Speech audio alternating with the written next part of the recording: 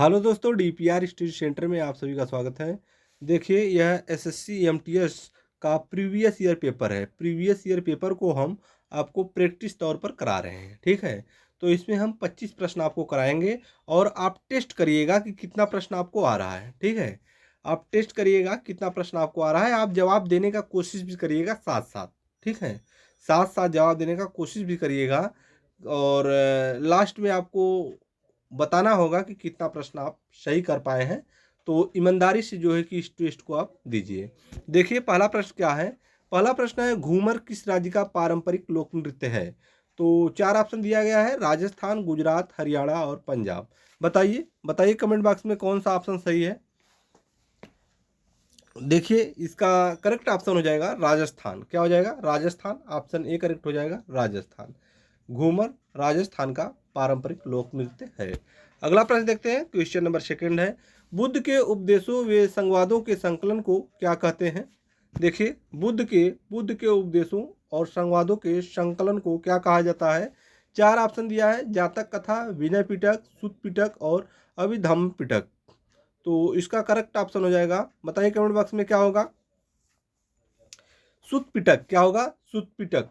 Correct option है सुत पिटक। Option C correct हो जाएगा, सुत पिटक।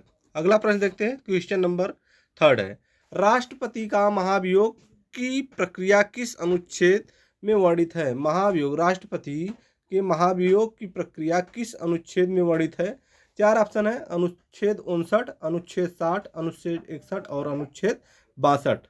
बताइए कौन सा करेक्ट ऑप्शन है। ऑप्शन नंबर अनुच्छेद 61। क्या हो जाएगा? अनुच्छेद 61 राष्ट्रपति के महाभियोग से संबंधित है। करेक्ट ऑप्शन हो जाएगा ऑप्शन सी, अनुच्छेद 61। अगला प्रश्न देखते हैं, क्वेश्चन नंबर 4 है, मुगलों के ध्वज पर कौन सा जानवर अंकित था। क्या है? मुगलों के ध्वज पर कौन सा जानवर अंकित था। चार ऑप्शन है, शेर, बाघ, हाथी और घोड़ा। शेर, बाघ, हाथी और घोड़ा। बताइए कौन सा ऑप्शन सही है। मुगलों के ध्वज पर कौन सा जानवर अंकित था। तो इसका करेक्ट ऑप्शन हो जाएगा बाघ। क्या होगा? बाघ।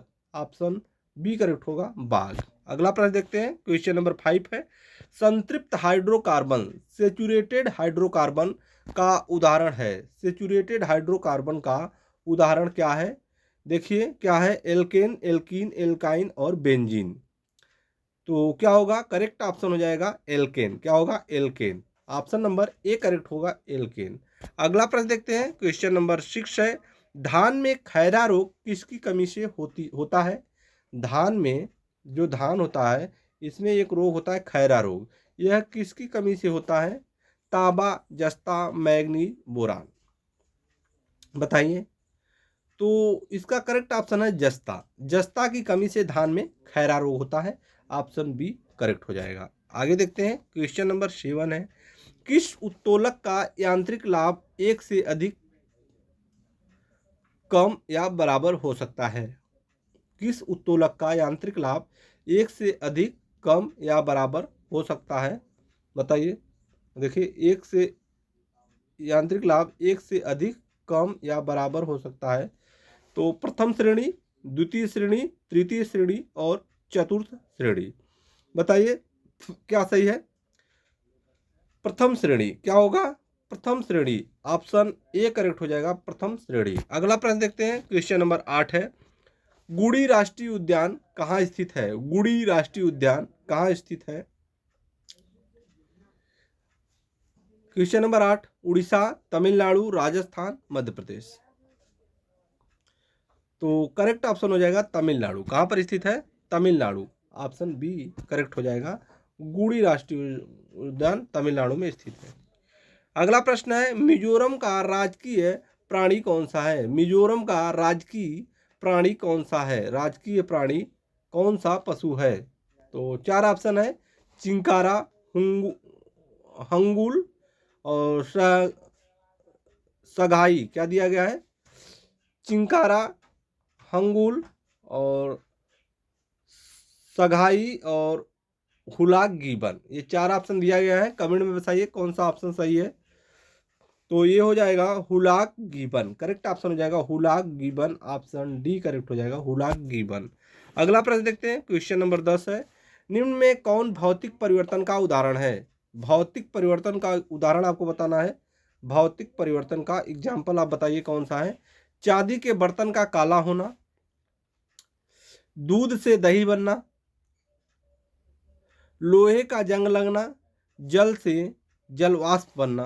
कौन सा भौतिक परिवर्तन है आपको बताना है? जल से वाष्प बनना। क्या करेक्ट है? जल से वाष्प बनना, ऑप्शन डी करेक्ट हो जाएगा। यह जो है क्या है? भौतिक परिवर्तन है। अगला प्रश्न है, क्वेश्चन नंबर 11 है। क्या है? नेचर क्योर क्या है? नेचर क्योर किसकी रचना है? क्या दिया गया है? देखिए, ध्यान से देखिए। नेचर क्योर किसकी रचना है? मोरारजी देसाई, शिवानंद, यशपाल, आर के नारायण। तो यह किसकी रचना है? कमेंट में बताइए। देखिए, मोरारजी देसाई, नेचर क्योर मोरारजी देसाई की रचना है। ऑप्शन ए करेक्ट हो जाएगा, मोरारजी देसाई। अगला क्वेश्चन देखिए, क्वेश्चन नंबर 12 है। क्या दिया गया है? अखिल भारतीय हथकरघा बोर्ड की स्थापना कब की गई थी? अखिल भारतीय हथकरघा बोर्ड की स्थापना कब की गई थी? बताइए। 1948, 1949, 1950 और 1953 में। तो करेक्ट ऑप्शन क्या है? कमेंट में बताइए। देखिए, ऑप्शन सी करेक्ट हो जाएगा, 1950। अखिल भारतीय हथकरघा बोर्ड की स्थापना कब किया गया था? 1950। ऑप्शन सी करेक्ट होगा। अगला प्रश्न देखिए, क्वेश्चन नंबर 13 है। न्यूट्रिनो की खोज किसने की थी? क्या दिया गया है? न्यूट्रिनो की खोज किसके द्वारा किया गया था? आइंस्टीन, पाउली, युकावा और एंडरसन। पाउली के द्वारा किया गया था। करेक्ट ऑप्शन हो जाएगा पाउली, ऑप्शन बी करेक्ट हो जाएगा। अगला प्रश्न देखते हैं, प्रश्न नंबर 14 है। कौन सी पंचवर्षीय योजना के बाद 3 वार्षिक योजना आई थी? कौन सी पंचवर्षीय योजना के बाद 3 वार्षिक योजना आई थी? प्रथम, द्वितीय, तृतीय और चतुर्थ। बताइए कमेंट बॉक्स में कौन सा ऑप्शन सही है, बताइए। तो यह हो जाएगा तृतीय। कौन सी? तृतीय। ऑप्शन सी करेक्ट हो जाएगा, तृतीय। आगे देखिए क्या है। अगला प्रश्न देखते हैं, क्वेश्चन नंबर 15 है। कुल मोटा अनाज में सर्वाधिक उत्पादक राज्य कौन सा है? कुल मोटा अनाज में सर्वाधिक उत्पादक राज्य कौन सा है? उत्तर प्रदेश, मध्य प्रदेश और राजस्थान, कर्नाटक। तो सही ऑप्शन बताइए कौन सा है? करेक्ट ऑप्शन हो जाएगा राजस्थान।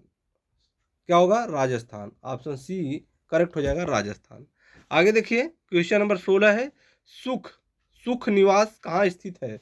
सुख निवास कहाँ स्थित है? ग्वालियर, बी केरल, जोधपुर और डी क्या हो जाएगा? बूंदी। 4 ऑप्शन दिए गए हैं, बताइए कौन सा ऑप्शन सही है? सुख निवास कहाँ स्थित है?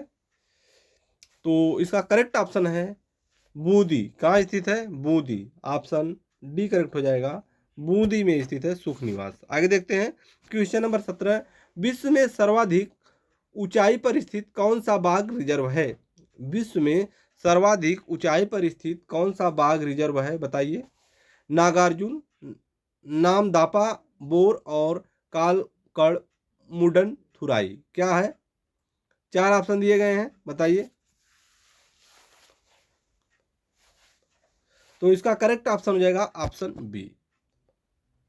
ऑप्शन बी करेक्ट हो जाएगा, नामदाफा। आगे देखते हैं क्या है, क्वेश्चन नंबर 18। क्या हो जाएगा? निम्न में से कौन सा अनुच्छेद भाषा से संबंधित नहीं है? निम्न में से कौन सा अनुच्छेद भाषा से संबंधित नहीं है? अनुच्छेद 343, अनुच्छेद 345, अनुच्छेद 350 और अनुच्छेद 356। तो कौन सा अनुच्छेद भाषा से संबंधित नहीं है? तो करेक्ट आंसर हो जाएगा अनुच्छेद 356। इसका संबंध भाषा से नहीं है। Option D is the right answer हो जाएगा। अगला प्रश्न देखते हैं, क्वेश्चन नंबर 19 है। सुंदरवन का संबंध किस प्रकार के वन से है? सुंदरवन क्या हो जाएगा? सुंदरवन का संबंध किस प्रकार के वन से है? तो कच्छ के वन और उष्णकटिबंधीय वन, शंकु वन और पतझड़ वन। तो किस प्रकार के वन से संबंधित है सुंदरवन?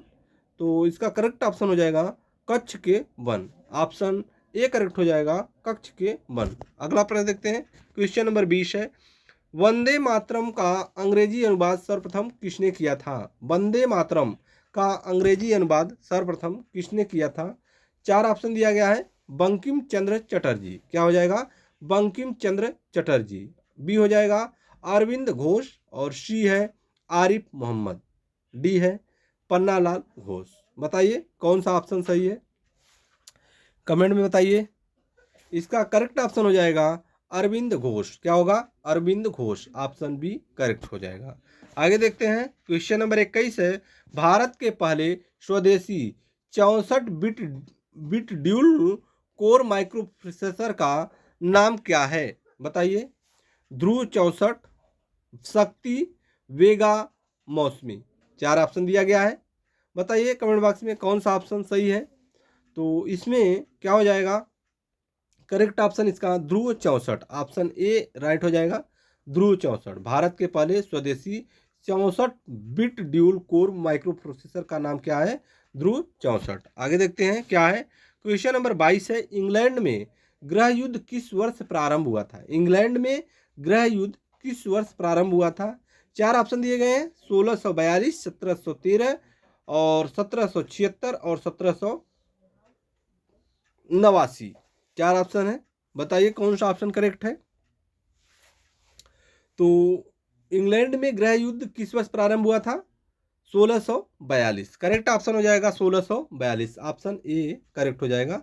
इंग्लैंड में गृह युद्ध 1642 ईस्वी में प्रारंभ हुआ था। आगे देखते हैं, क्वेश्चन नंबर 23 है, निम्न में से किस समिति के अध्यक्ष डॉक्टर राजेंद्र प्रसाद नहीं थे? निम्नलिखित में से किस समिति के अध्यक्ष डॉक्टर राजेंद्र प्रसाद नहीं थे?